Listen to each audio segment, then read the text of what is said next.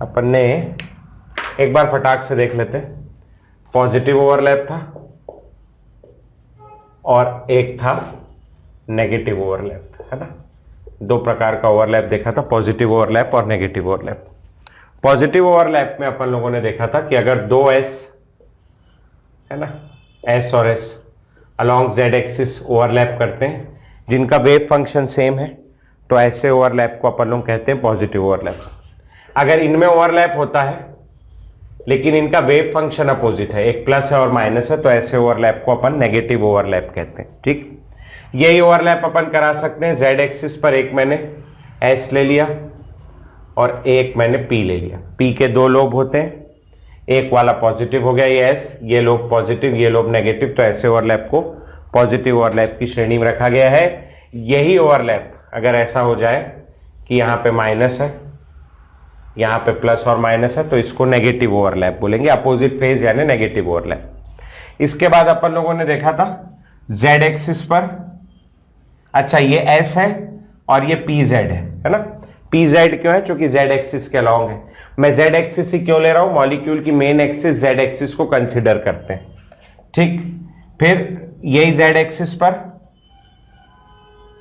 दो P Z हो same axis पर, माइनस प्लस प्लस माइनस, ऐसे ओवरलैप को पॉजिटिव ओवरलैप कहते हैं। इसकी जगह ऐसा हो जाए, जेड एक्सिस है,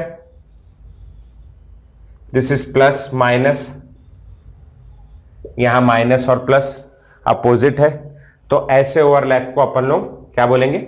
नेगेटिव ओवरलैप हो जाएगा ये। ठीक, अगला, अगर जेड एक्सिस है और इसके परपेंडिकुलर यानी मैंने पी एक्स ले लिया, पी एक्स और पी एक्स, तो ये परपेंडिकुलर साइडवेज ओवरलैप कहलाएगा। ये हेड ऑन ओवरलैप है, ये साइडवेज ओवरलैप है, अभी लिखने वाले हैं अपन। पॉजिटिव नेगेटिव ऐसा ओवरलैप हो तो इसको बोलेंगे पॉजिटिव ओवरलैप, और इसी में अगर ऐसा ओवरलैप हो पॉजिटिव नेगेटिव पॉजिटिव, तो इसको बोलेंगे अपन नेगेटिव ओवरलैप। ठीक है, तो ये भैया चार प्रकार के ओवरलैप हो गए अपने, पिछले क्लास में मेरे ख्याल से यहां तक देखा होगा, है ना। इसके अलावा एक ओवरलैप और पॉसिबल है, इसके अलावा इसको मिटा देता हूं ऊपर में।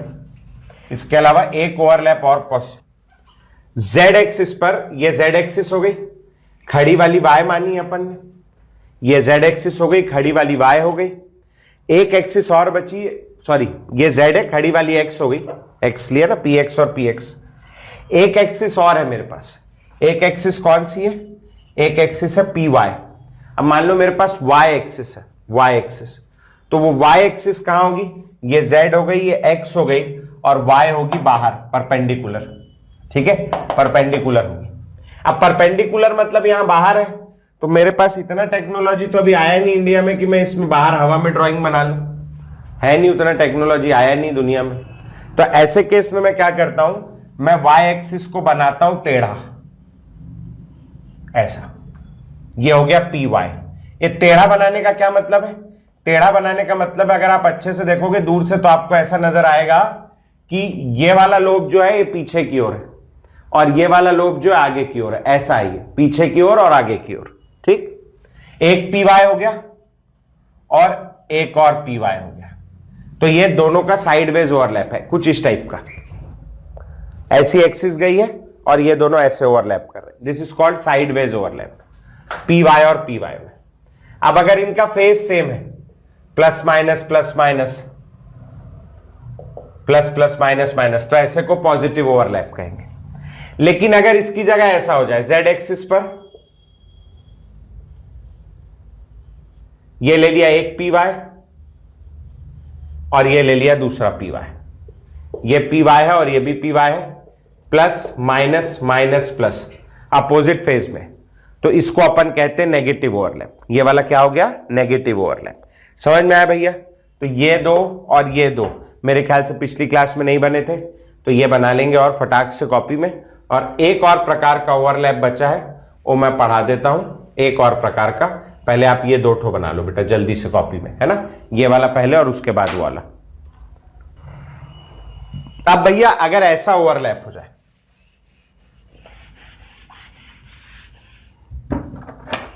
ये खत्म हो गया ना, पॉजिटिव नेगेटिव। अब अगला ओवरलैप है, पहले देख लो फिर बनाना। मान लो मेरे पास ये जेड एक्सिस है, जेड एक्सिस पर मैं एक एस ऑर्बिटल ले लूं। एस ऑर्बिटल गोल होता है, सब जगह ही गोल रहेगा। एस ऑर्बिटल ले लूं और एक ले लूं मैं पी वाई या पी एक्स ले लिया। अब ये पॉजिटिव है, ये पॉजिटिव है, नेगेटिव, ठीक। अब इस केस में हो क्या रहा है, इस केस में हो ये रहा है कि ये जो ऑर्बिटल है ये इसके न्यूक्लियस के साथ ओवरलैप कर रहा है, न्यूक्लियस आ जा रहा है बीच में। तो ऐसे टाइप के ओवरलैप में ना तो ये हेड ऑन ओवरलैप है, ये वाला ओवरलैप साइडवेज कहलाता है, साइड साइड है। और इसके पहले देखो एक ऐसा बनाया था अपन ने, ऐसा करके, ये वाला कुछ इस टाइप का बनाया था, इसको हेड ऑन ओवरलैप बोलते हैं। ये साइडवेज ओवरलैप है ऐसा, और ये हेड ऑन ओवरलैप है। ये वाला ना हेड ऑन है ना साइडवेज है, कोई सा भी ओवरलैप नहीं है। ऐसे ओवरलैप को कहा गया है जीरो ओवरलैप। क्या कहा गया है? Zero overlap. ये वाला ओवरलैप हो गया जीरो ओवरलैप, ठीक है। इसी प्रकार अगर मैं जेड एक्सिस ले लूं, जेड एक्सिस पे मैंने एक एस ले लिया और एक ले लूं मैं इसके साथ में पी वाई, तो अब पी वाई कैसा होगा? एक्स ऐसा है, जेड ऐसा है, और वाई जो है वो और परपेंडिकुलर होगा, टेढ़ा, ऐसा जैसा बनाया था।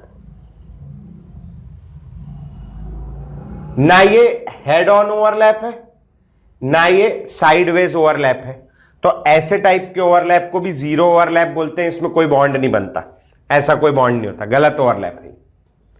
इसके बाद एक ओवरलैप में ऐसा ले लूं, जेड एक्सिस पर एक ऑर्बिटल ले लिया मैंने, ये वाला कौन सा है? ये पी एक्स प्लस और वाई, और एक ऑर्बिटल ले लिया मैंने पी वाई।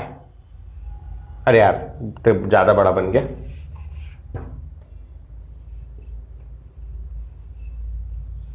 ये ले लिया पी वाई, ये प्लस ये वाई। अब देखो कैसा है, एक ऑर्बिटल है सीधा एक्स वाला, और वाई वाला कैसा हुआ? ऐसा है, समझ लो, ये सीधा और ये ऐसा है।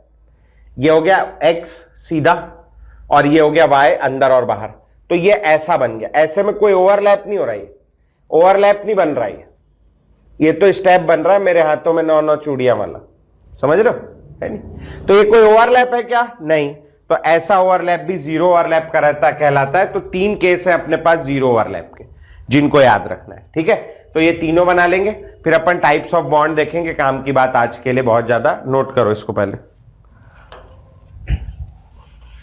तो ये हो गए ओवरलैप के प्रकार, इतने प्रकार का ओवरलैप है।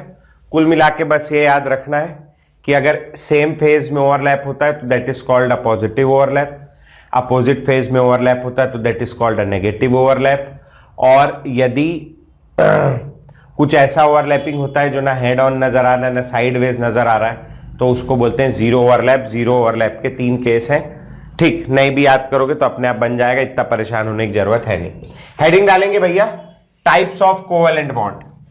Types of covalent bond, covalent bond के प्रकार, types of covalent bond, types of covalent bond, covalent bond के प्रकार, टाइप्स ऑफ कोवेलेंट बॉन्ड, ठीक है। ये सब जेड एक्सिस पे क्यों बना रहे हैं? क्योंकि मॉलिक्यूल की मेन एक्सिस जेड एक्सिस मानी गई है ना। मॉलिक्यूल की मेन एक्सिस जेड एक्सिस मानी गई। बहुत बहुत धन्यवाद आपका, कॉफी आई है ना।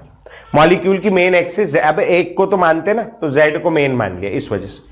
टाइप्स ऑफ कोवेलेंट बॉन्ड, 2 प्रकार के कोवेलेंट बॉन्ड होते हैं मुख्य रूप से।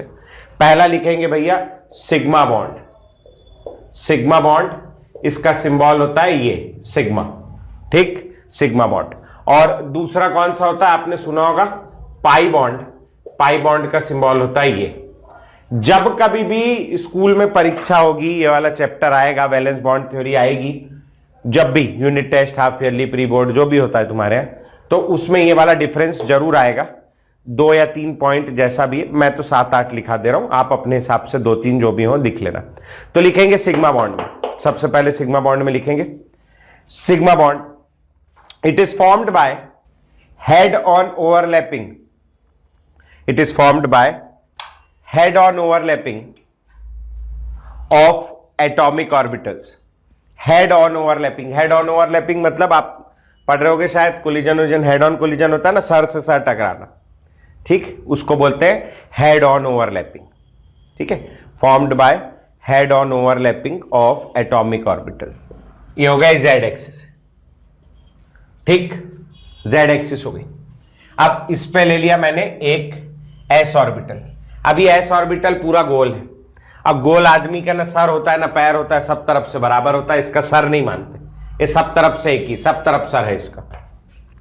एक और एस ऑर्बिटल ले लिया, ये दोनों की ओवरलैपिंग हुई, यहां पर हुई इलेक्ट्रॉन की शेयरिंग, और यहां जो बॉन्ड बना उसको बोलते हैं sigma bond. This is head on overlap. S का हर तरफ सर होता है, ये ध्यान रखना, जेड एक्सिस पर।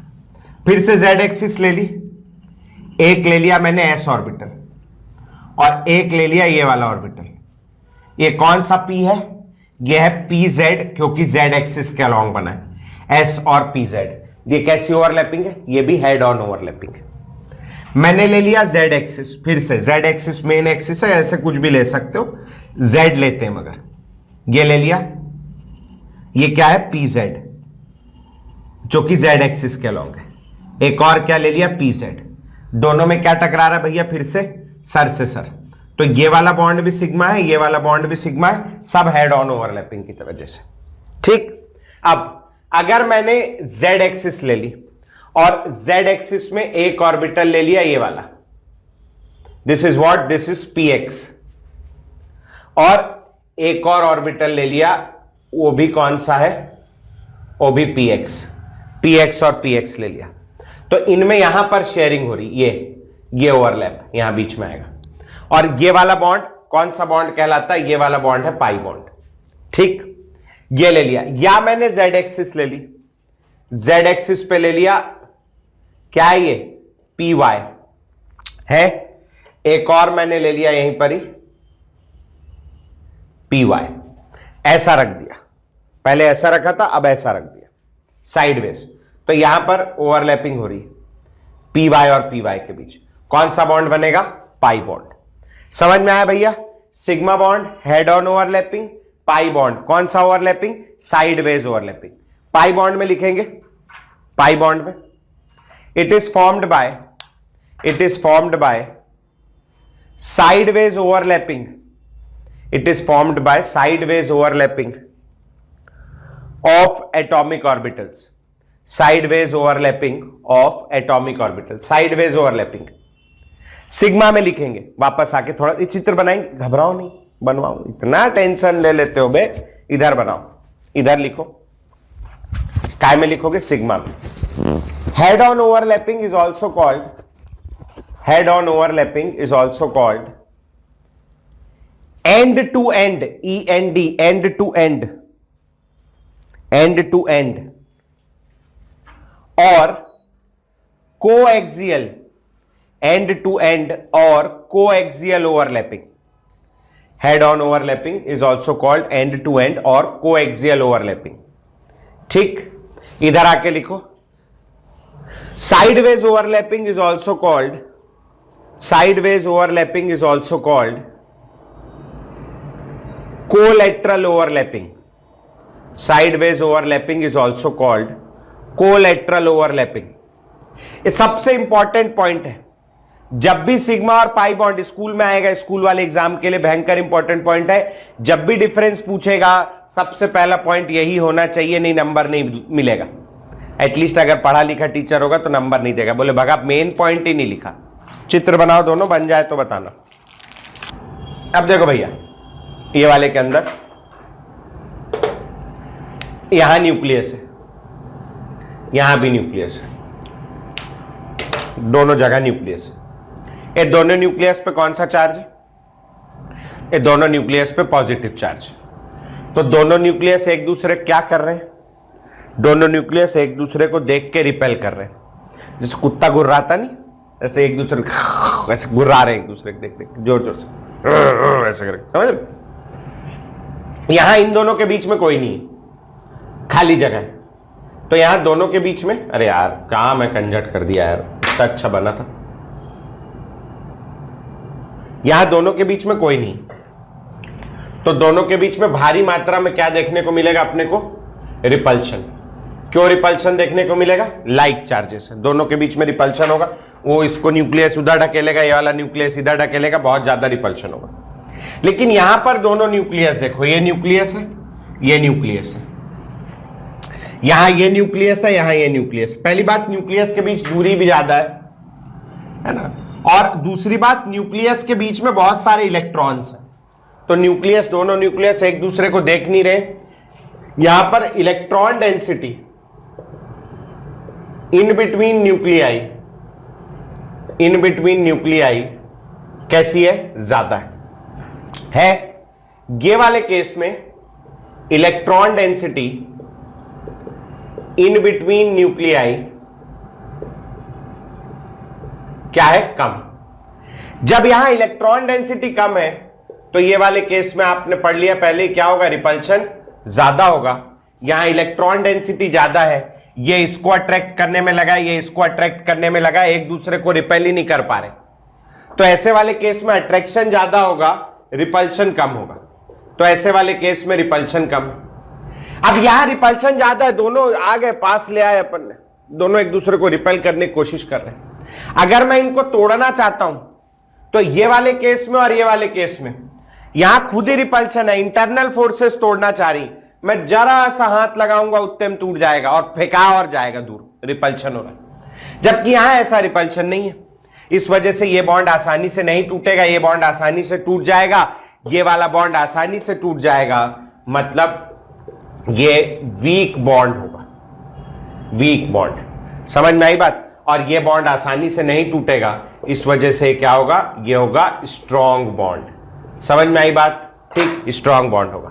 तो लिखेंगे भैया, अगला पॉइंट लिखेंगे, अगला पॉइंट लिखेंगे सिग्मा में, सिग्मा बॉन्ड्स आर स्ट्रॉन्ग या sigma bonds are stronger, sigma bonds are stronger,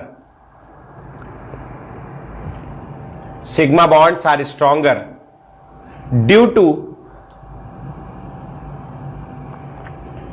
high electron density, due to high electron density in between two nuclei. ये पॉइंट भी बहुत इंपॉर्टेंट है, सिग्मा बॉन्ड स्ट्रांग होता है, pi bond weak होता है। इधर लिखेंगे पाई बॉन्ड्स आर वीक, इधर लिखेंगे pi bonds are weak due to low electron density, due to low electron density between two nuclei. ये अपने डायग्राम में ऐड कर लो बेटा, छोटा सा फटाक से। अब देखो पाई बॉन्ड किसके ओवरलैपिंग से बन रहा है? पी ऑर्बिटल्स के। एस ऑर्बिटल का साइड नहीं होता, एस ऑर्बिटल में हेड ही हेड होता है, गोल है ना, हेड ही हेड है, साइड तो है ही नहीं। तो उसमें हमेशा जो भी ओवरलैपिंग होती है उसको हेड ऑन ओवरलैपिंग मानते हैं एस के केस में, उसमें साइड होता ही नहीं। पी वाले में साइड वेज ओवरलैपिंग होती है। पाई बॉन्ड जो है ये पी ऑर्बिटल्स के ओवरलैपिंग से बनता है, ठीक। पी ऑर्बिटल या इसके आगे डी वाले भी बना लेते हैं, डी वाले भी बनाएंगे, है ना, पाई बॉन्ड। अच्छा, अब ये जो पी वाले ऑर्बिटल्स हैं कितने होते हैं संख्या में? पी ऑर्बिटल 3 होते हैं। पहला होता है पी एक्स, दूसरा होता है पी वाई और तीसरा होता है पी जेड। यहां पर भी पी जेड को बीच में रखते हैं क्योंकि जेड मॉलिक्यूल का मेन एक्सिस है। फिर से ठीक है। अच्छा, 1-2 बार हुआ मैंने ऐसा लिखाया तो कुछ बच्चे आके बोलने लगे सर वो स्कूल में मैडम बोली कहीं भी रख सकते हैं। बिल्कुल सही, कहीं भी रख सकते हो, लेकिन जेड को फिर भी बीच में रखना चाहिए। कंपटीशन में पूछेगा तो जेड वाला बीच में होगा, स्कूल में तो आप कुछ भी कर सकते हो, कोई तकलीफ नहीं है ना, वो है। तो जेड को बीच में रखते हैं, ये बात ध्यान रखना। P X P Y P Z, इनको P X P Y P Z क्यों बोलते हैं? क्योंकि एक्स एक्सिस के अलॉन्ग होता है, वाई एक्सिस के अलॉन्ग होता है, जेड एक्सिस के अलॉन्ग होता है। एक हो गया एक्स एक्सिस के अलॉन्ग, एक हो गया वाई एक्सिस के अलॉन्ग और एक हो गया जेड एक्सिस के अलॉन्ग। ठीक है जी, समझ आ गया? ये एक पी सब शेल है, इसमें ये px है, ये py है और ये pz है। या अगर अपन z को मेन एक्सिस मान लेते हैं, मान लेंगे अभी, है ना। एक मिनट रुकना, थोड़ा सा मेरा ये हर बार ऐसे ही होता है, पकड़ में नहीं आता हाथ में, भाग जा। अगले साल उंगलियां कटवा दूंगा 2-3। यार बहुत परेशान करता है। ये हो गया भैया, है ना, एक। और ये हो गया दूसरा।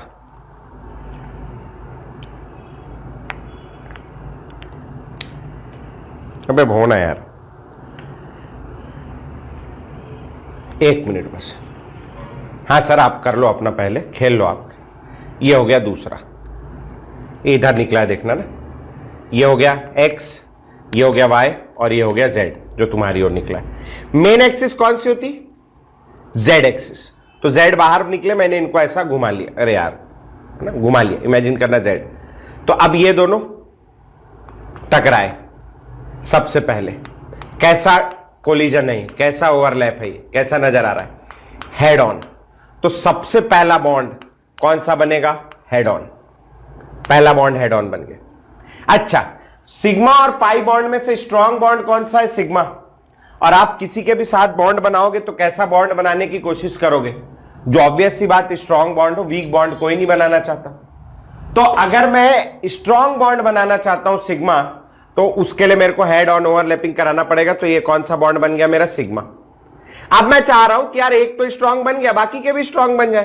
तो अगर मैंने इनका हेड ऑन कराया तो मैं ये जो ऊपर वाले दिख रहे हैं, ये नाक से छू के बताया मैंने, उनका भी ओवरलैपिंग हेड ऑन कराना चाहूं अगर, तो मेरे को उनको ऐसे करना पड़ेगा। और मैं जैसे ही ऐसे करूंगा तो ये वाला बॉन्ड टूट जाएगा। समझ में आ रही बात? ये जो पहले बना था ये टूट जाएगा। तो इसका स्ट्रक्चर ऐसा है कि हमारी मजबूरियां हैं कि हम केवल एक ही हेड ऑन ओवरलैपिंग करा सकते हैं। मैं जैसे ही दूसरा हेड ऑन कराने जाऊंगा, पहला टूट जाएगा, तीसरा कराने जाऊंगा, दूसरा टूट जाएगा। समझ में आ रही बात? तो केवल एक ही हेड ऑन ओवरलैपिंग पॉसिबल है, मतलब एक ही सिग्मा बॉन्ड बनेगा। उसके बाद इन लोगों को पास लाएंगे। पास आ गए। अब देखो, ये तुम्हें दिख नहीं रहा यार, काला काला है, रुको का। शराब भी काले, मार्कर भी काला, कैसे पढ़ेगा बच्चा सर? मजाक चल रहा है यहाँ।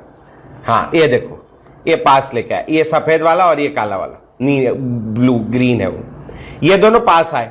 तो ये कौन सा ओवरलैप है? ये हो रहा है साइडवेज ओवरलैप। समझ में आई बात? पहला बॉन्ड ये वाला जो बना हेड ऑन, उसके बाद जो बॉन्ड बना ये साइडवेज, और ऊपर वाला भी बॉन्ड दिख रहा है, ये दिख रहा होगा, देखो ऊपर वाला भी बॉन्ड, ये दोनों का ऊपर वाला कौन सा दिख रहा है? ये भी साइडवेज। तो केवल एक ही बॉन्ड है जो सिग्मा बनेगा, बाकी के दो बॉन्ड कैसे बनेंगे? पाई। सबसे पहला बॉन्ड कौन सा बनेगा? सिग्मा। और उसके बाद कौन सा बॉन्ड बनेगा? पाई। तो लिखेंगे सिग्मा में, sigma bonds are formed independently, अपने आप बन जाता है, मतलब इंडिपेंडेंटली, किसी का मोहताज नहीं। Sigma bonds are formed independently, sigma bonds are formed independently.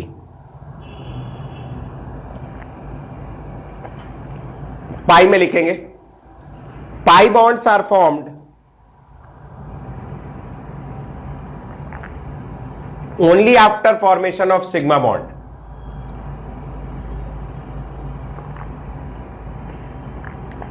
Pi bonds are formed only after formation of sigma bond. ठीक है ना?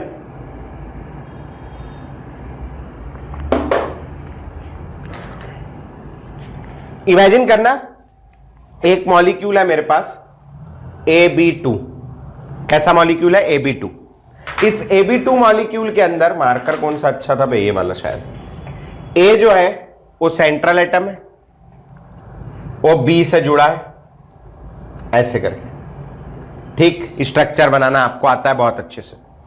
ये वाला बॉन्ड सिग्मा है, ये वाला बॉन्ड सिग्मा है। पहला बॉन्ड जो भी बनता है वो सिग्मा बॉन्ड होता है। जब दूसरा बॉन्ड बनेगा तो पाई बॉन्ड होगा, है ना?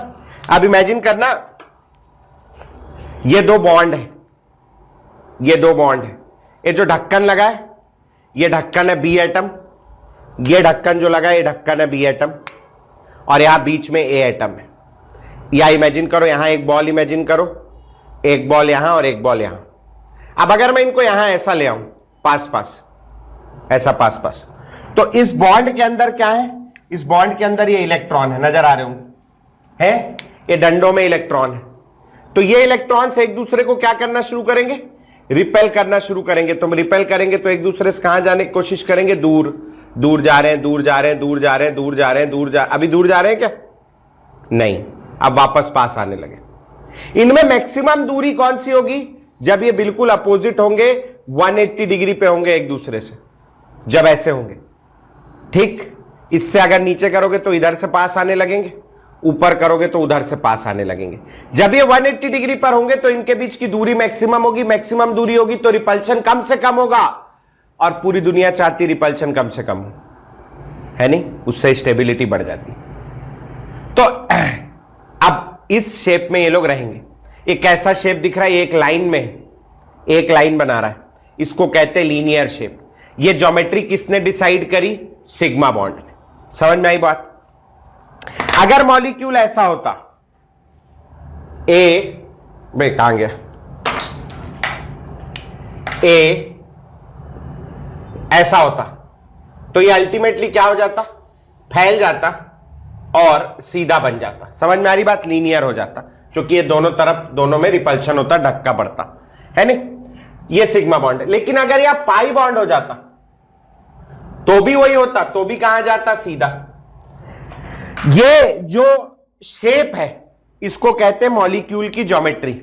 ये जो लीनियर शेप आया है, और ये लीनियर शेप डिसाइड करने में सिग्मा बॉन्ड ने मदद की है। कितने सिग्मा बॉन्ड है? पाई बॉन्ड के आने से शेप नहीं बदला। Pi bond do not affect geometry. पहले भी लीनियर था, यहां पाई आ गया। देखो, एक सिग्मा एक पाई है, एक सिग्मा एक पाई है। पाई के आने से ज्योमेट्री में फर्क नहीं पड़ा। पाई नहीं था तो भी लीनियर था, पाई आ गया तो भी लीनियर होगा, ज्योमेट्री में फर्क नहीं पड़ेगा। ज्योमेट्री डिसाइड करने का काम किसका है? सिग्मा का। पाई बॉन्ड का वो काम नहीं है। तो अगला पॉइंट लिखेंगे सिग्मा में। Sigma bonds are directional. Sigma bonds are directional, therefore sigma bonds are directional, therefore they decide geometry of molecule. Sigma bonds are directional, therefore they decide geometry of molecule. उधर लिखेंगे pi bonds are non-directional. Pi bonds are non-directional, therefore they do not decide geometry of molecule. यहां तक आगे बात समझ में? दो बातें। आगे बढ़ेंगे। अगला एक मॉलिक्यूल दिखा रहा हूं मैं आपको। एक ये शायद आपने देखा हो, पता नहीं मेरे को। कल एक आईएससी वाला बच्चा बैठा था, वो बोला सर मैंने तो देखा है करके। अभी सीबीएसई का मेरे को आइडिया नहीं, 10वीं क्लास में है कि नहीं है। ये मॉलिक्यूल देखा होगा शायद, देखा है ना? हाँ, इसको बोलते हैं बेंजीन, है ना? इसमें अगर आप देखोगे तो ये डबल बॉन्ड है। इसका पहला बॉन्ड सिग्मा है, दूसरा बॉन्ड पाई है। पहला बॉन्ड सिग्मा है, दूसरा बॉन्ड पाई है। इसके अंदर एक फिनोमिना होता है जिसको बोलते हैं रेजोनेंस, जिसमें ये डबल बॉन्ड अपन घुमा देते हैं, यहां, यहां और यहां। और इसका एक स्पेशल अलग टाइप का स्ट्रक्चर बनता है जिसको बोलते हैं रेजोनेटिंग स्ट्रक्चर। अच्छा, क्या है क्या नहीं है घबराना नहीं। ये रेजोनेंस पढ़ाने के लिए 3 लेक्चर अलग से रख लिया है मैंने, बाद में पढ़ाऊंगा जब ऑर्गेनिक आएगा। तो अभी पढ़ाने बैठूंगा तो ये डिफरेंस खत्म नहीं कर पाऊंगा, है ना? तो अभी केवल थोड़ी थोड़ी बात समझना। ऐसा मूवमेंट हो जाता है तो ये वाला डबल बॉन्ड यहां आ जाएगा, ये वाला डबल बॉन्ड यहां आ जाएगा, और ये वाला डबल बॉन्ड यहां आ जाएगा। ये उसका दूसरा स्ट्रक्चर। दोनों स्ट्रक्चर को मिलाकर के कई बार अपन लोग बेंजीन रिंग को बीच में गोला बना के भी दर्शा देते। ये बेंजीन रिंग का स्ट्रक्चर। इस फिनोमिना को बोलते हैं रेजोनेंस। क्या फिनोमिना है? रेजोनेंस।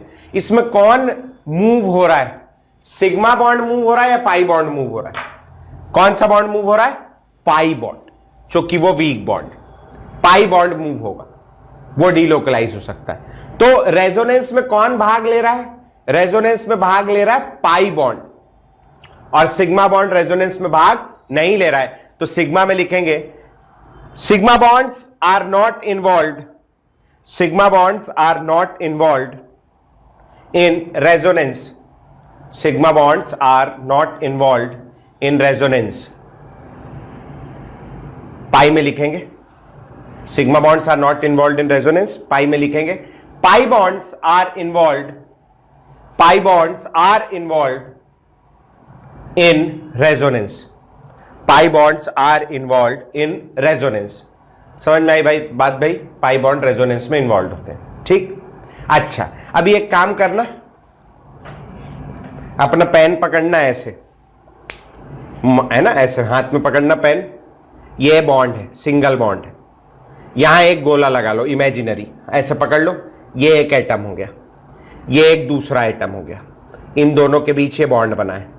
एक एटम को फिक्स कर लो, ये हाथ फिक्स हो गया, दूसरा वाला एटम गोल घुमाओ, ढक्कन, ढक्कन के साथ पकड़ना बे है, ढक्कन के साथ पकड़ना, बिना ढक्कन के घूमेगा, गोल गोल घुमाओ, गोल घूम रहा है नहीं घूम रहा है, घूम रहा है, पूरा घुमा सकता हूं ना मैं, यहां बॉल होती तो इसको पूरा गोल गोल गोल गोल गोल गोल गोल गोल घुमा लेता, ठीक, सिंगल बॉन्ड। ये आ गया डबल बॉन्ड। अब इस डबल बॉन्ड में एक बॉन्ड सिग्मा, एक बॉन्ड पाई, पाई बॉन्ड। अब यहां डबल बॉन्ड, ये बॉल पूरी यहां फंस गई, पकड़ ली, दूसरी बॉल यहां फंस गई, घुमाने की कोशिश करो, करके देखो घुमाने की, दूसरा पेन तो होगा ना भाई, इतने करीब थोड़ी ना घर में बैठे हो, पेन तो होगा दूसरा, ये देखो, ये टकरा रहा है यहां बीच में, है ना, टकरा रहा है, मतलब इसमें रोटेशन, फ्री रोटेशन पॉसिबल नहीं, आसानी से आप इसको रोटेट नहीं कर सकते। इस फिनोमिना को बोलते हैं रेस्ट्रिक्टेड रोटेशन, फंसा हुआ रोटेशन है, जो किसके अलॉन्ग हो रहा है, पाई बॉन्ड के कारण। अगर आप इसको जोर से घुमाने की कोशिश करोगे ना, आप पूरी दुनिया ताकत लगा दोगे एक को पकड़ के इधर से, तो प्लास्टिक का पेन है टूट जाएगा। वैसे ही बॉन्ड है, बॉन्ड टूट जाएगा, घुमा नहीं सकते, दो बॉन्ड है। लेकिन अगर एक ही है तो इस केस में अपन इसको पूरा गोल गोल गोल गोल गोल गोल गोल गोल घुमा सकते हैं। तो लिखेंगे भैया, सिग्मा में लिखेंगे फ्री रोटेशन, सिग्मा में लिखेंगे free rotation is possible, free rotation समझ गए, फ्री रोटेशन इज पॉसिबल, और इधर लिखेंगे free rotation, free rotation is not possible, free rotation is not possible, only restricted rotation, only restricted rotation occurs, free rotation is not possible, only restricted rotation occurs, ठीक है, इसको ध्यान रखना। Sigma में लिखेंगे sigma bonds are formed by, sigma bonds are formed by hybrid orbitals, sigma bonds are formed by hybrid orbital। अब ये hybrid orbital क्या होता है, ये अगली 2-3 क्लास में समझ आ जाएगा, वहीं देखेंगे। sigma bonds are formed by hybrid orbital, इधर लिखेंगे pi bonds are formed by, pi bonds are formed by pure orbitals, pi bonds are formed by pure orbitals, ठीक है। तो मेरे ख्याल से समझ में आ गया होगा सिग्मा बॉन्ड क्या है, पाई बॉन्ड क्या है। एक छोटा सा सवाल दे रहा हूं मैं, वो सवाल करके दिखाना मेरे को, ठीक है। चलो, identify, identify the type of bond formed due to following overlap, दिए गए ओवरलैपों से बनने वाले बॉन्ड का प्रकार पहचाने।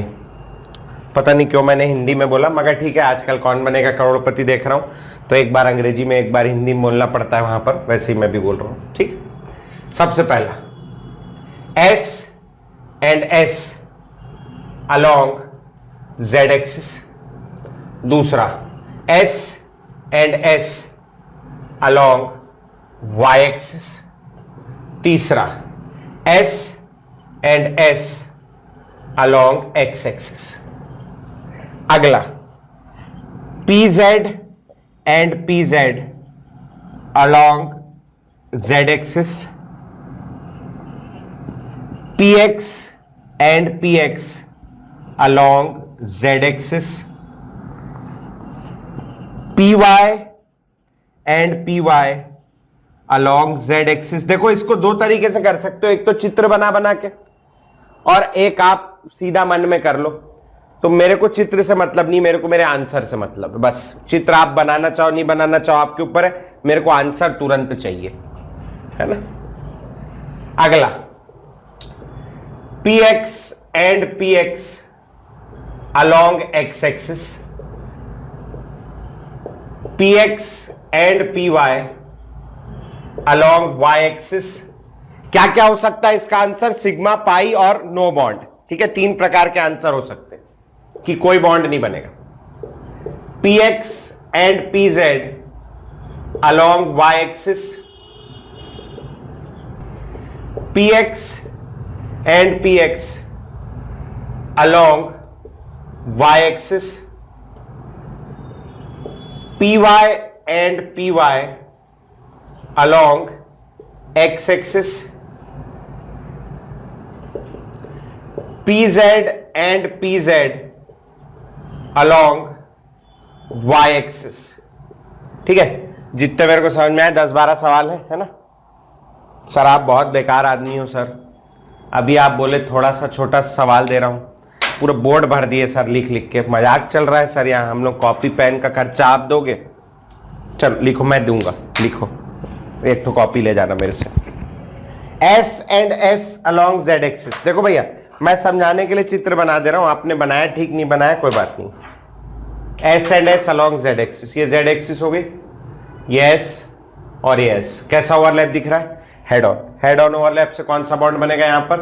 Sigma bond. तो पहले वाले का आंसर हो गया sigma bond. S and S along Y axis. Y axis कैसी होती? सीधी होती। Y एक्सिस सीधी होती, अपन सीधी मान के चल रहे हैं।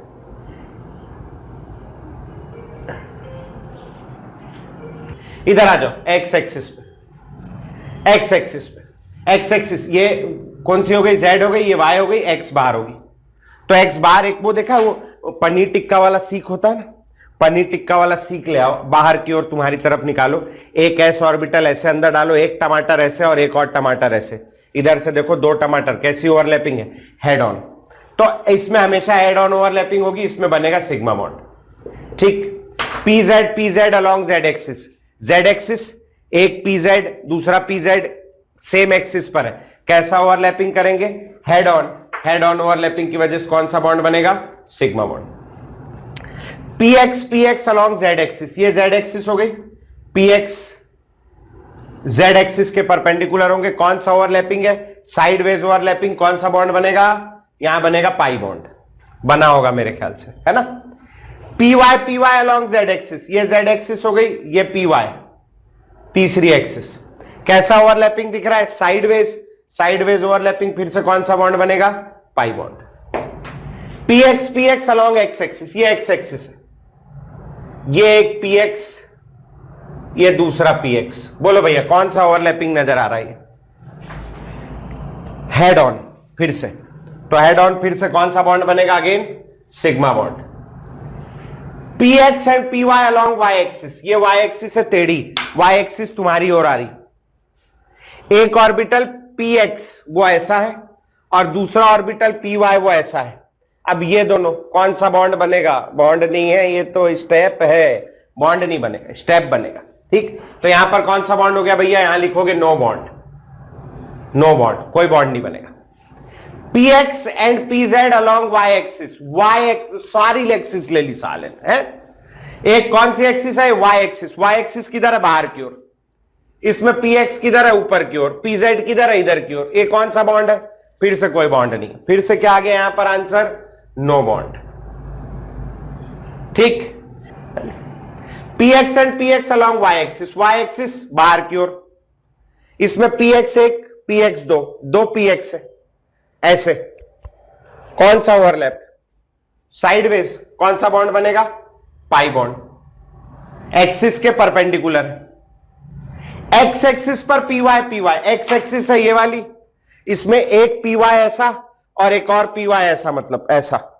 कौन सा ओवरलैप बन रहा है? फिर से साइडवेज ओवरलैप। कौन सा बॉन्ड बनेगा? फिर से पाई बॉन्ड। y एक्सिस पर pz और pz, y एक्सिस ये बाहर वाली, इसमें pz और pz एक और एक और pz। कौन सा ओवरलैप हो रहा? फिर से साइडवेज। तो यहां पर भी कौन सा बॉन्ड बनेगा? Pi bond. समझ आया? ये बॉन्ड के प्रकार हो गए। आगे लिखेंगे एग्जांपल्स ऑफ वीबीटी, वीबीटी के एग्जांपल्स। वीबीटी के एग्जाम्पल्स मार्कर खरीद के लाया, आज पुराना मार्कर दे दिया। Examples of VBT. आदमी सर में बाल ना हो तो कोई भी बेवकूफ बना देता है, दुकान वाला बेवकूफ बना दिया, पुराना मार्कर दे दिया, चल नहीं रहा ढंग से, क्या बोलोगे? Examples of VBT. एक एग्जाम्पल है मेरे पास H2O। देखना भैया, इसमें सेंट्रल एटम कौन है? सेंट्रल एटम, बहुत होशियार बच्चे आप लोग, सेंट्रल एटम है इसमें ऑक्सीजन। ऑक्सीजन का atomic number 8, configuration 1s2 2s2 2p4, ये कॉन्फ़िगरेशन हो गई। थ्योरी का नाम क्या है? थ्योरी का नाम है वैलेंस बॉन्ड थ्योरी। इसमें वैलेंस शेल बॉन्ड बनाने में भाग देता है, तो वैलेंस शेल हो गया ये वैलेंस शेल है। वैलेंस शेल को अगर मैं बना लूं तो ये हो गया आपका क्या? 2s2, और ये हो गया आपका 1 2 3 और ये 4, ये हो गया 2p4, 2s2 और ये 2p4। अच्छा, वैलेंस बॉन्ड थ्योरी के अनुसार बॉन्ड बनाने के लिए कौन सा इलेक्ट्रॉन बॉन्डिंग में भाग लेगा? पेयर्ड वाला या अनपेयर्ड वाला? कौन सा लेगा बोलो? अनपेयर्ड, है ना, अनपेयर्ड चाहिए। बहुत बढ़िया, एक आध गलत होता है तो कोई बात नहीं, अनपेयर्ड वाला इलेक्ट्रॉन बॉन्डिंग में भाग लेगा। बहुत बढ़िया बेटा, ये दोनों बॉन्डिंग में भाग नहीं लेंगे। मेरे को कितने बॉन्ड बनाने? 2। H2O में 2 बॉन्ड बनेंगे, आप लोग बनाए थे पहले स्ट्रक्चर, सिंगल बॉन्ड होता है ऐसा। 2 बॉन्ड बनाने, मेरे पास 2 अनपेयर्ड इलेक्ट्रॉन है, तो 2 अनपेयर्ड इलेक्ट्रॉन है मेरे पास। हाइड्रोजन है, एटॉमिक नंबर 1s1 जिसकी कॉन्फ़िगरेशन है, इसके पास 1 इलेक्ट्रॉन है। अच्छा, जो लोग बॉन्डिंग में भाग ले रहे हैं, पहली बात वो अनपेयर्ड होने चाहिए, मतलब किसी से पहले से जोड़ा ना बनाओ। दूसरा, उनका स्पिन अपोजिट होना चाहिए। तो अगर ये क्लॉकवाइज है तो मैंने इसको एंटी क्लॉकवाइज बना दिया, ये गलत नहीं है, ऐसा लिखा जा सकता है, ठीक है। अब क्या करेगा? पहला वाला ये पहले हाइड्रोजन के साथ ओवरलैपिंग कर लेगा, हाइड्रोजन ए के साथ, और ये दूसरा वाला है अनपेयर्ड इलेक्ट्रॉन, हाइड्रोजन बी के साथ ओवरलैपिंग कर लेगा, और ये 2 लोग बॉन्डिंग में भाग नहीं लेंगे, ये लोग लोन पेयर बनेंगे। समझ में आई बात? ये है वैलेंस बॉन्ड थ्योरी, बहुत सिंपल, कर लोगे। अगला, मान लो मेरे को बनाना है NH3, मैं 2 3 4 एग्जांपल दिखा रहा हूं, फिर खुद बनाने की कोशिश करना, बनेगा। NH3 बनाना है, central atom nitrogen, atomic number 7, 1s2 2s2 2p3, ये वाला, हाँ 1s2 2s2 2p3, ये कॉन्फ़िगरेशन है, ठीक है। इसमें वैलेंस शेल हो गया ये हो गया 2s2, ये हो गया 2p3। यहां मेरे को कितने बॉन्ड बनाने NH3 के अंदर? NH3 के अंदर मेरे को 3 बॉन्ड बनाने। 3 बॉन्ड बनाने के लिए मेरे पास 3 अनपेयर्ड इलेक्ट्रॉन है। पहला वाला इलेक्ट्रॉन ओवरलैपिंग कर लेगा पहले हाइड्रोजन के साथ, ये ओवरलैपिंग कर लेगा दूसरे हाइड्रोजन के साथ, ये ओवरलैपिंग कर लेगा तीसरे हाइड्रोजन के साथ। A, B और C 3 हाइड्रोजन को मैंने अलग अलग लिख दिया। समझ में आया यहां तक के 3 बॉन्ड बन गए, बहुत सिंपल। मान लो मेरे को CH4 बनाना है, तो CH4 में कार्बन और 4 हाइड्रोजनों के बीच बॉन्ड बनना है।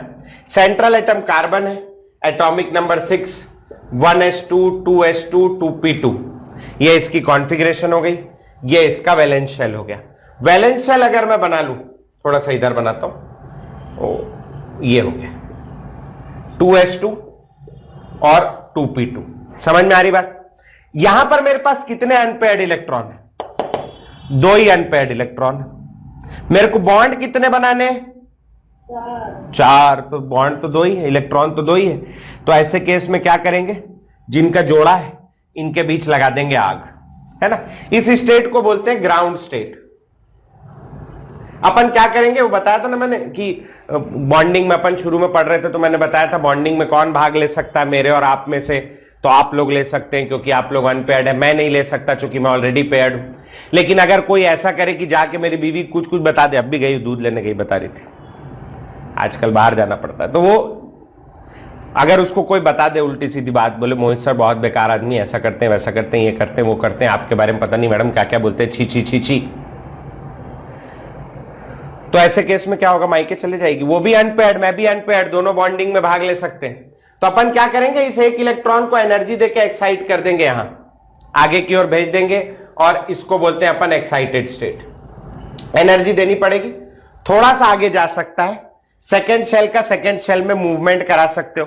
सेकेंड शेल से थर्ड शेल, फोर्थ शेल उतना आगे नहीं भेजना है, वो अनस्टेबल हो जाएगा। तो यहां पर एक इलेक्ट्रॉन, 1 2 3, कितने अनपेयर्ड इलेक्ट्रॉन हो गए मेरे पास? अब 4। बॉन्ड भी कितने बनाने? 4। ये वाला बना लो पहले हाइड्रोजन से, भैया मेरे पास जगह नहीं, बना लेना इसको ना, HB और ये H, ठीक है, करा लोगे पक्का? चल, तो ये 3 एग्जाम्पल नोट करेंगे। इसके बाद NCl3, PCl3, PCl5, NCl5, SF2, SF4, SF6, SO2 और SO3। ये कुछ सवाल है, वो बना के दिखाएंगे, गाली मेरे कोई नहीं देगा। 1 2 3 4 5 6 7 9 ही है बेटा, कोई 9 और 3 12, इतने तो बनते हैं यार। चलो करो फटाक से।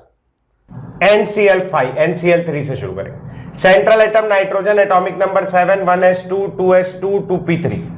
ये कॉन्फ़िगरेशन हो गई। वैलेंस शेल ये हो गया 2s2 और 2p3, 1 2 3, ये हो गया। किसके साथ बॉन्ड बनाना है मेरे को बॉन्ड बनाना है Cl के साथ। 3 बॉन्ड बनेंगे। पहला वाला ये हो गया, दूसरा वाला ये हो गया, तीसरा वाला ये हो गया, ये बन गया NCl3। खत्म कहानी, कुछ सोचने का ही नहीं ज्यादा, है ना। अगला वाला NCl3 के बाद है मेरे पास PCl3, central atom phosphorus, atomic number 15। Phosphorus का एटॉमिक नंबर 15 है, सल्फर का एटॉमिक नंबर 16 है। PCl3, PCl3 1s2, 2s2, 2p6, 3s2, 3p3। ये कॉन्फ़िगरेशन है कि 2 2 4 6 10 2 12 और 3 15 इलेक्ट्रॉन। ये वैलेंस शेल हो गया। इस बार ये वैलेंस शेल हो गया।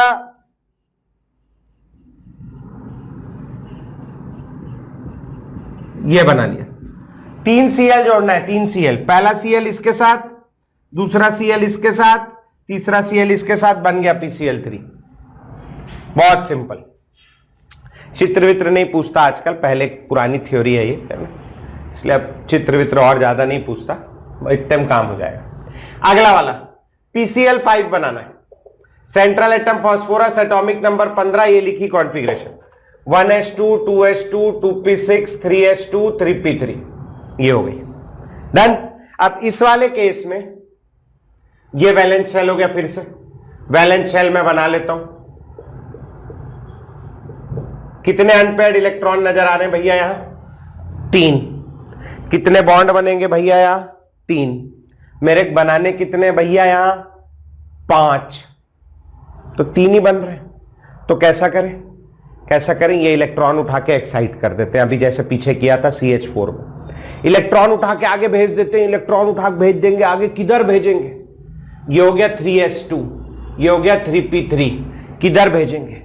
इसको भेजेंगे थर्ड शेल में। एक सब शेल और होता है 3D, अगर आपको ध्यान हो, वो यहां खाली पड़ा है, वेकेंट 3D, है ना। इनऑर्गेनिक केमिस्ट्री में वेकेंट 3D ऑर्बिटल ऐसा करिश्माई शब्द है जिसमें मतलब कहीं कुछ आंसर नहीं समझ में आ रहा, साले वेकेंट 3D ऑर्बिटल डाल दो, 60-70% चांस है सही हो जाएगा। जब कुछ नहीं समझ में आ रहा तो फिक्स है। आधे से ज्यादा चीजों का रीजन वही है। तो अब यहां 3D पड़ा है मेरे पास वेकेंट। ये वाला S का इलेक्ट्रॉन उठाऊंगा मैं, और ये S का इलेक्ट्रॉन उठा करके मैं यहां एक्साइट कर दूंगा। ठीक, ये जो है ये हो गया आपका ग्राउंड स्टेट, और अपन आगे बना लेंगे कौन सा? Excited state. EX स्टेट को पूरा लिख देता हूं भैया, एक बार पता चला कि तुम अगली क्लास में बोलो सर एग्जाम्पल स्टेट बताइए ना, तो तकलीफ हो जाएगी। Excited state. तो एक इलेक्ट्रॉन हो गया 3s में, 3 इलेक्ट्रॉन हो गए 3p में, और एक इलेक्ट्रॉन हो गया कहां भैया? 3d में। अब मेरे पास कितने अनपेयर्ड इलेक्ट्रॉन है इस समय? इस समय मेरे पास 5 अनपेयर्ड इलेक्ट्रॉन है, और 5 अनपेयर्ड इलेक्ट्रॉन है तो फिर तो मैं कुछ भी कर सकता हूं। पहला Cl, दूसरा Cl, तीसरा Cl, चौथा Cl, पांचवा Cl। क्या बना दिया मैंने? PCl5। ठीक, NCl5 के बाद ना 2-3 लाइन छोड़ देना, कुछ बात लिखानी। Nitrogen central atom atomic number 7 1s2 2s2 2p3 configuration. ठीक, अभी अगर मैं इसका वैलेंस शेल बना लूं, ये वाला, उसका बना लूं ग्राउंड स्टेट, तो ग्राउंड स्टेट क्या हो जाएगा, ये 2s2 और 2p3। ये कहानी। कितने अनपेयर्ड इलेक्ट्रॉन है मेरे पास यहां, 3। कितने चाहिए NCl5 के लिए, 5। समझ आ गया, समझदार बच्चे, 5 चाहिए। कैसे करें, एक्साइड कर लो सर, जब से कर रहे हो अभी भी कर लो, कौन सी बड़ी बात है उसमें। लेकिन एक्साइड तो कर लूं, लेकिन करूं किधर एक्साइड। यहां 2D होता है क्या, नहीं होता, 2D होता ही नहीं। 2D नहीं होता तो अब कई बोल रहे 3s में कर लेने पे क्या तकलीफ है, शेल नहीं चेंज कर सकते, उसी शेल में एक्साइट करना होता है, उतना ज्यादा एनर्जी नहीं दे सकते अपन। तो कुल मिला के यहां ये एक्साइटेशन पॉसिबल है क्या, नहीं, एक्साइटेशन पॉसिबल नहीं है। और एक्साइटेशन नहीं हो सकता, इस वजह से NCl5 डज नॉट एग्जिस्ट, दुनिया में होता ही नहीं। क्यों नहीं होता, क्या रीजन दोगे बोलो, ड्यू टू एब्सेंस ऑफ क्या, vacant 2D orbital, due to absence of vacant orbital, vacant D orbital लिख लो, due to absence of vacant D orbital. समझ में आया भैया, कर लोगे। तो NCl5 दुनिया में होता ही नहीं, पेपर में कई बार सवाल पूछता है, PCl5 exist, PCl5 exist but NCl5 does not, why. तो एक लाइन लिखना है, due to absence of vacant orbital, एक नंबर पक्का है फोकट का। ठीक, चलो फटाक से इसको नोट करो। SF2 SF6 SF4 SF6 बनाएंगे। इसके बाद ना एक मेरे को याद आया, यहां बीच में डाल देंगे CO2, वो छूट गया था मेरे से, 9 अच्छा नहीं लग रहा था, तो एक तो 10 कर लेंगे। CO2 SO2 SO3, खैर वो दूर की बात है, पहले SF2 SF4 SF6 तेजी से बनाएंगे, बहुत इजी। नोट करने के बाद ये नोट कर लेना, बहुत इंपॉर्टेंट है, लाल रंग से मार्क कर लेना, क्वेश्चन है इस स्कूल का पक्का वाला। SF2 central atom sulphur atomic number 16 1s2 2s2 2p6 3s2 3p4। ये हो गया वैलेंस शेल, ये हो गया 3s2 और 1 2 3 4 3p4। एक फ्लोरीन एक बॉन्ड बनाता है, 2 फ्लोरीन जोड़ने हैं, ये हो गया पहला फ्लोरीन, ये हो गया दूसरा फ्लोरीन, बन गया अपना SF2, ग्राउंड स्टेट में ही बन गया है ना। यहां GS लिख रहा हूं, GS यानी ग्राउंड स्टेट ना, जनरल स्टडीज नहीं। SF4 फिर से वही सल्फर 16 3s2 3p4, यही लिख रहा हूं जो अभी लिखा था। ग्राउंड स्टेट, ग्राउंड स्टेट कैसा होगा, 3s2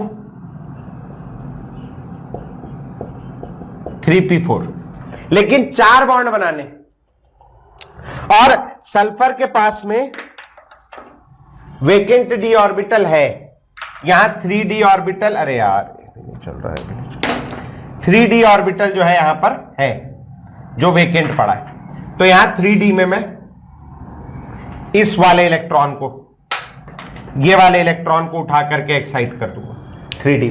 ठीक, तो अब मेरे पास क्या हो जाएगा बोलो, फर्स्ट एक्साइटेड स्टेट बोलते हैं इसको। फर्स्ट एक्साइटेड स्टेट क्यों बोलते हैं अभी बताऊंगा मैं आपको। 3s2 हो गया वैसे ही का वैसे ही, 3p में 3 हो गए, और इधर बना लेना आगे 3D में 1 हो गया। मेरे पास अब 1 2 3 4 अनपेयर्ड इलेक्ट्रॉन है, पहला फ्लोरीन, दूसरा फ्लोरीन, तीसरा फ्लोरीन, चौथा फ्लोरीन, 4 फ्लोरीन जोड़ दिया मैंने। ठीक है, अगला वाला, बहुत बढ़िया, जिनका जिनका लगभग लगभग हर किसी का सही बना होगा ऐसा मेरा मानना है, सबका ही बन गया होगा। SF6 central atom sulphur atomic number 16 3s2 3p4 3d0, D vacant है इसके पास। D की वजह से देखो, ऑक्सीजन जो है वो केवल H2O बना पाता है, या कह लो OF2 बना पाता है, दो ही F जोड़ पाता है, जबकि सल्फर जो है वो SF2 भी बनाता है, SF4 भी बनाता है, SF6 भी बनाता है। पेपर में कई बार सवाल पूछा है कि SF6 exist but OH6 does not. Why? क्यों नहीं एग्जिस्ट कर सकता? क्योंकि ऑक्सीजन के पास में भाई SF2 तो ग्राउंड स्टेट पे बन जाएगा, लेकिन SF4 बनाने के लिए वेकेंट डी चाहिए, SF6 बनाने के लिए भी एक्साइटेशन करना पड़ेगा अपने को, उसके लिए d ऑर्बिटल चाहिए, जबकि ऑक्सीजन या किसी भी सेकेंड पीरियड वाले के पास d ऑर्बिटल नहीं होता। इसीलिए वो लोग 8 से ज्यादा इलेक्ट्रॉन नहीं कर सकते अपने, उसमें 4 से ज्यादा बॉन्ड नहीं बनाते, जबकि ये सल्फर देखो ये 6-6, 8-8 बॉन्ड बना रहे हैं, इनको कोई फर्क नहीं पड़ता। आयोडीन 7 बॉन्ड बना लेगा। ठीक, ये हो गया आपके पास में ग्राउंड स्टेट बना रहा हूं, ये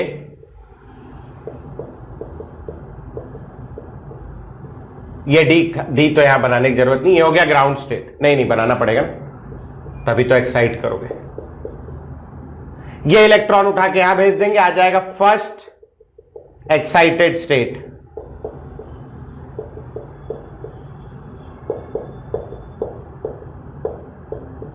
अरे नहीं, ये वाला तो आगे चला गया ना।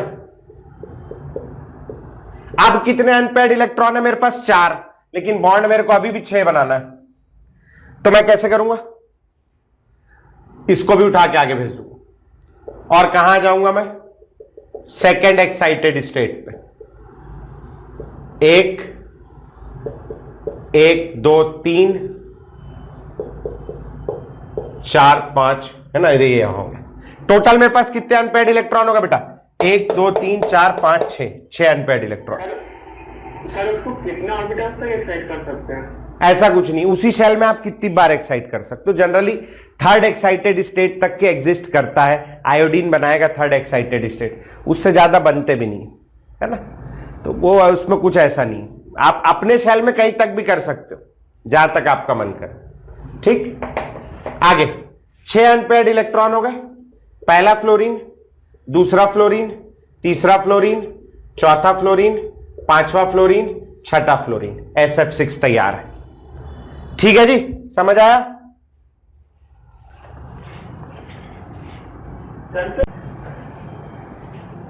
आ जाओ भाई, अगला वाला देखो, CO2।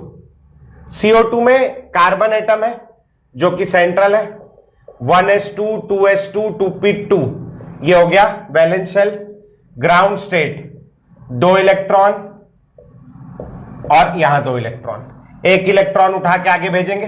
क्यों आगे भेज रहा हूं? 2 ही ऑक्सीजन तो जोड़ने हैं जी, 2 अनपेयर्ड इलेक्ट्रॉन है तो काहे भेज रहे हो? इसीलिए भेज रहा हूं कि CO2 में कार्बन और ऑक्सीजन के बीच डबल बॉन्ड होता है ना, ऑक्सीजन 2 बॉन्ड बनाता है ना, 2 ऑक्सीजन जोड़ने तो मेरे को कुल 4 बॉन्ड चाहिए, तो मेरे पास 2 ही अनपेयर्ड इलेक्ट्रॉन है, इसलिए मैंने उठा के इसको आगे भेज दिया। यहां इसको जैसे ही मैं आगे भेज दूंगा, 1 यहां और ये यहां, ये बन गया भाई। ठीक है जी, समझ में आ रहा है? 4 अनपेयर्ड इलेक्ट्रॉन होगा, ये था ग्राउंड स्टेट, ये फर्स्ट एक्साइटेड स्टेट। ठीक, ये वाला सिग्मा और पाई में से सबसे पहला बॉन्ड कौन सा बनता है? सिग्मा। तो मैंने 2 ऑक्सीजन है, ये OA है, ये OB है। सबसे पहले मैंने OA के साथ सिग्मा बनाया, फिर मैंने OB के साथ सिग्मा बनाया, दोनों सिग्मा बना लिए। अब मैं कमजोर वाले बॉन्ड बनाऊंगा, ऐसे ही वाले। इसके बाद क्या बनेगा? OA के साथ पाई, और यहां क्या बनेगा? OB के साथ पाई। समझ में आ रही बात? अब देखो जरा, ऑक्सीजन का एटॉमिक नंबर 8 है, 1s2 2s2 2p4, उल्टा भी सोच लेते हैं।